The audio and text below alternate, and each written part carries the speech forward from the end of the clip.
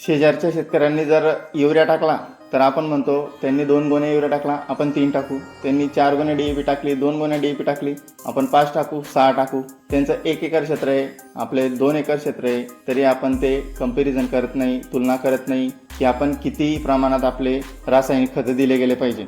त्यांनी या प्रकारचे औषधी फवारली, या प्रकारचे टॉनिक फवारले, आपणही त्या प्रमाणात फवारले गेले पाहिजे. परंतु कोणीही शेतकरी असं म्हणत नाही आपल्या शेजारच्यांनी किंवा आपल्या शेजारील शेतकऱ्यांनी या प्रकारचे जीवाणू खतांचा वापर केलेला आहे, तर आपणही या जीवाणू खतांचा वापर केला गेला पाहिजे. मित्रहो, याकडे कोणत्याही शेतकऱ्याचे लक्ष नाहीये. आपण शेताची जमिनीची परिस्थिती बघत नाहीये की किती खालवत चालली आहे, रासायनिक खतं आपल्या शेतात किती प्रमाणात पडलेले आहेत, किती प्रमाणात उपलब्ध आहेत, ते कोणताही शेतकरी आजपर्यंत विचार करत नाहीये आणि जीवाणू खतांकडे कोणी वळत नाहीये. काही शेतकरी वळले आहेत, त्यांना प्रभाव जाणून आले, त्यामुळे ते वापर करत आहेत, पण ते हळूवार परिणाम दिसल्या कारणाने शेतकरी दुसऱ्या शेतकऱ्यांना ते सांगत नाही आणि त्याच्यावर विचार केला जात नाही.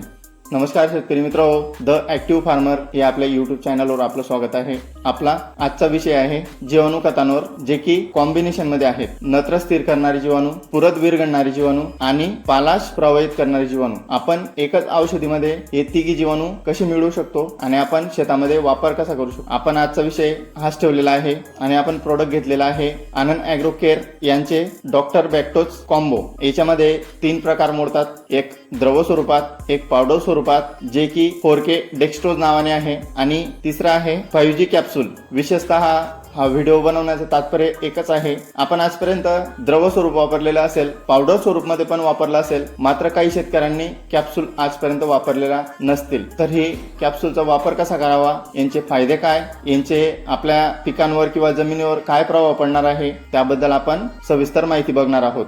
शेतकरी मित्रांनो, छोटंसं निवेदन, हा व्हिडिओ पेड प्रमोशन नाहीये. मी कंपनीची कोणत्याही प्रकारे जाहिरात करत नाहीये किंवा कोणत्याही उत्पादनाला मी प्रोत्साहन देत नाहीये. व्हिडिओमध्ये मी जीवाणू खतांबद्दल माहिती सांगतोय. तुम्ही कोणत्याही कंपनीची घेऊ शकता, जवळपास ते सारखेच कार्य करतात. फक्त मी कॅप्सूल टेक्नॉलॉजी बद्दल शेतकऱ्यांपर्यंत माहिती पोहोचवावी म्हणून हा व्हिडिओ बनवत आहे. तर वेळ न घेता आपल्या विषयाकडे वळूया. डॉक्टर बॅक्टोज कॉम्बो हे काय आहे? मी अगोदर सांगितले त्याच्यात 3 प्रकार मोडतात. सर्वप्रथम आपण द्रव स्वरूप बघूया. द्रव स्वरूपमध्ये पण 3 प्रकारची जीवाणू खते आहेत, बॅक्टेरिया आहेत. नत्र स्थिर करणारे, पुरत विरघळणारे आणि पालाश प्रवाहित करणारे जीवाणू आहेत. तसेच पावडर मध्ये पण आहेत आणि कॅप्सूल मध्ये पण आहेत. तर याचे आपल्या शेतामध्ये आणि पिकांवर परिणाम काय होणार आहेत, फायदा काय होणार आहे आपला? आपण भरपूर प्रमाणात रासायनिक खतं वापरतो, मात्र ते किती प्रमाणात ते आपल्या शेतावर आपल्या पिकांना लागू होत आहेत आपण तो आपल्याला कल्पना येते, पण आपण त्याच्यावर काही तोडगा काढत नाही. आणि जर का आपण जीवाणू खतांचा वापर केला तर आपल्याला एक समाधान असतं की आपण जे रासायनिक खतं टाकलेले आहेत तर ते लॉक होणार नाहीयेत आणि त्यांचा पुरेपूर वापर होणार आहे. त्यासाठी आपण जीवाणू खतांचा वापर करतो. त्याऐवजी आपण काय करतो, जास्त प्रमाणात रासायनिक खतं टाकतो आणि आपल्या शेतात अगोदरच ते लॉक होऊन पडलेलं असतं आणि नंतर आपण दुसऱ्या प्रमाणात जे जास्त प्रमाणात रासायनिक खतं टाकतो ते परत त्या अगोदरच्या खतांना अटॅच होऊन जातात, लॉक होऊन जातात. स्फुरत भरपूर प्रमाणात पडलेला असतो, पोटॅश पडलेला असतो, मात्र तो लागू होत नाही, कारण ते लॉक परिस्थितीमध्ये पडलेलं आहे, ते स्थिर आहे. आणि जर का आपण एक वेळेस कमी प्रमाणात रासायनिक खतं टाकले आणि जीवाणू खतांचा वापर केला तर आपल्याला परिणाम चांगल्या प्रमाणे दिसून येतात. मी स्वतः पण अनुभवलेला आहे, मी प्रयोग करून बघितला, मी जीवाणू खतं सोडले, मी वेगवेगळ्या प्रकारचे जीवाणू खतं सोडून बघितले, कोणत्या पिकावर कोणत्या जीवाणू खतांचा प्रभाव येतोय.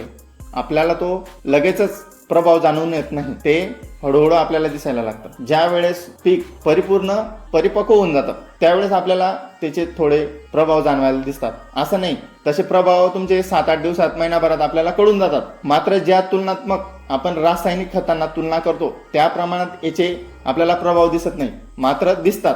रोगराई कमी येते. जर टेम्परेचर जास्त झालं किंवा कमी झालं तर पिकांची रोगप्रतिकार शक्ती वाढलेली असते, कीटकनाशकं कमी लागतात आणि रासायनिक खतांचा वापर तर आपला कमी होणारच आहे.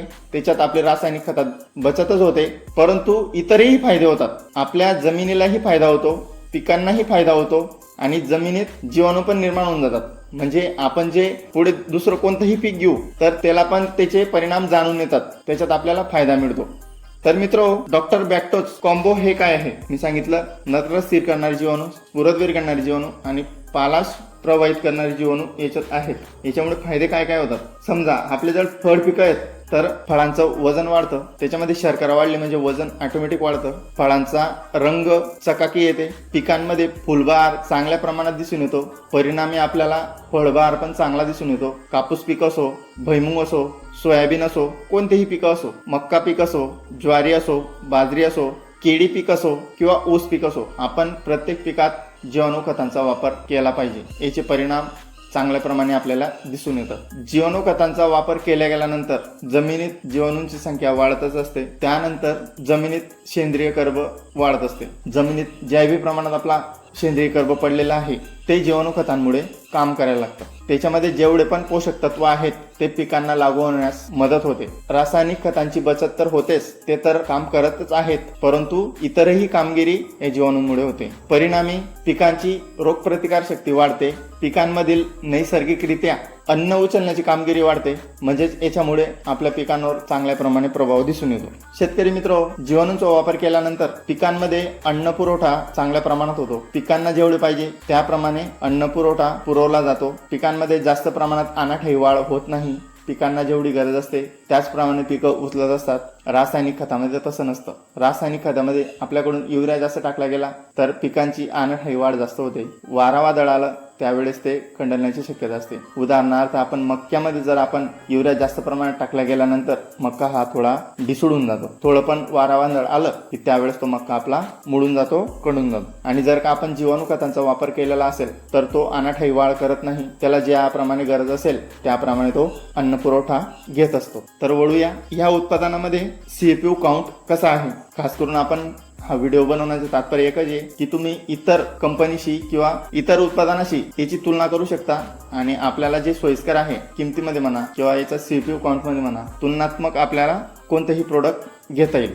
तर आता याचा CFU काउंट बघून घेऊ. तर शेतकरी मित्र, डॉक्टर बॅक्टोज कॉम्बो हे NPK कॉन्सेसेरिया आहे. याचा द्रव स्वरूपाचा काउंट आहे 2x10⁸ CFU पर ml चा, जो पावडर स्वरूपामध्ये आहे 4K डेक्स्ट्रोज नावाने. त्याचा आहे 3x10⁹ CFU पर ग्रॅम. आणि जे तिसरा आहे कॅप्सूल स्वरूपात त्याचा आहे 5x10⁷ CFU पर ग्रॅम. आणि याचा सक्रिय झाल्यानंतर अजून काउंट वाढून जातो, तो 10⁻10 या प्रमाणात होऊन जातो. तर आपण यांची पॅकिंग पण बघून घेऊ कशा प्रमाणे आहे. द्रव स्वरूप बघितले तर 250 ml, 500 ml, 1 लिटर, 5 लिटर आणि 20 लिटरमध्ये आपल्याला कंपनीने उपलब्ध करून दिलेली आहे. त्यानंतर पावडर स्वरूपात आहे 250 ग्रॅम, 500 ग्रॅम आणि 1 किलोमध्ये आपल्याला मिळून जाते. कॅप्सूल स्ट्रीप जर बघितली, एका बॉक्समध्ये आपल्याला मिळणार आहे 10 कॅप्सूल, म्हणजे 2 स्ट्रीप मिळणार आहे. याची आपण फवारणी घेऊ शकत नाही कारण हे जीवाणू खत आहेत. मात्र आपण याची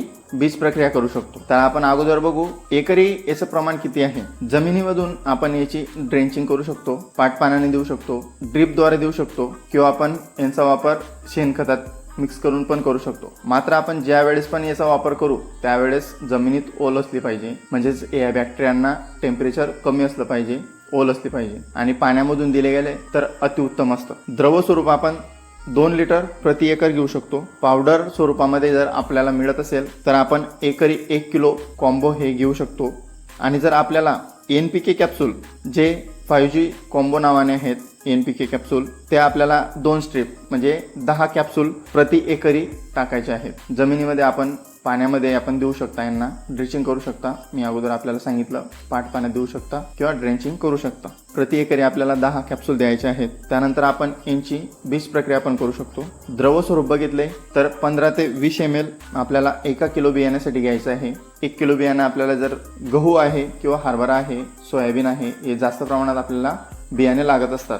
जास्त प्रमाणात जर आपल्याला बियाणे आहे तर आपण प्रति किलोचे 15 ते 20 ml या प्रमाणात वापर करू शकतो. पावडर आपल्याकडे उपलब्ध आहे तर आपण 10 ते 15 ग्रॅम प्रति किलो बियाण्यासाठी याला चोडू शकतो. थोडं पाण्यात मिक्स करायचं आहे. जर आपल्याला समजा जास्त बियाणं आहे, पाणी जास्त बनवा, त्याच्यात त्याप्रमाणे 10 किलो बियाणं आहे तर 100 ते 150 ग्रॅम पावडर घ्यायचं आहे, पाण्यात मिक्स करायचं आहे आणि ते आपल्याला बियाणांना चोडायचं आहे आणि सावलीत वाळवून मग पेरणी करायची आहे. नंतर आपण कॅप्सूलचं थोडं अवघड आहे बीज प्रक्रिया, कारण जर आपल्याकडे जास्त प्रमाणात बियाणं आहे, जास्त प्रमाणात आपल्याला बियाणं पेरणी करायची आहे, त्यावेळेस सोयीस्कर पडणार आहे मला तरी वाटतं स्वाभाविक. आपण या कॅप्सूलचा बीज प्रक्रियेसाठी वापर कसा करू शकतो. 2 स्ट्रीप आपल्याला 1 ते 2 लिटर पाण्यात विरघळायची आहे आणि 2 लिटर द्रावण तयार झाल्यानंतर आपल्याला ते द्रावण 10 ml द्रावण 1 किलो बियाण्यासाठी वापरायचं आहे. याची पण तीच प्रोसेस आहे. तुम्ही सावलीत वाळवा, त्यानंतर पेरणी करा. शेतकरी मित्र, आपण NPK चा वापर प्रत्येक पिकात करू शकतो. प्रत्येक पिकाला NPK ची गरज असते, त्यामुळे आपण हे जैविक खतं आपल्या शेतात सोडू शकता. जवळपास सगळ्याच पिकांवर कंपनीची शिफारस आहे. भाजीपाला पीक असो, फळ पीक असो, इतर कोणतेही पीक असो, आपण यांचा वापर करू शकतो. आपल्याला हे NPK कॉम्बो जवळपासच्या कोणत्याही दुकानदाराकडे मिळून जाईल. जर का आपल्याला कॅप्सूल किंवा पावडर ऑनलाईन मागवायचे आहे तर मी व्हिडिओच्या खाली लिंक दिलेली आहे, त्या लिंकवरून तुम्ही ऑनलाईन हे मागवू शकता. आपल्याला हा व्हिडिओ कसा वाटला, आवडला असेल तर नक्की लाईक करा. मी याच प्रकारचे व्हिडिओ बनवत असतो जैविक खतांवर. आपल्याला जर असे व्हिडिओ बघायचे असतील तर खाली मी लिंक दिलेली आहे आणि आपल्या चॅनलवर मी नवीन टेक्नॉलॉजीचे व्हिडिओ टाकत असतो. त्यासाठी आपल्याला जर वाटत असेल तर आपण सबस्क्राईब करू शकता. म्हणजेच मी ज्या पण वेळेस नवीन व्हिडिओ आपल्या चॅनलवर अपलोड करेल त्यावेळेस आपल्याला ते लवकर बघायला मिळेल. शेतकरी मित्र, तोपर्यंत इथेच थांबूया. भेटूया नवीन व्हिडिओमध्ये. तोपर्यंत धन्यवाद.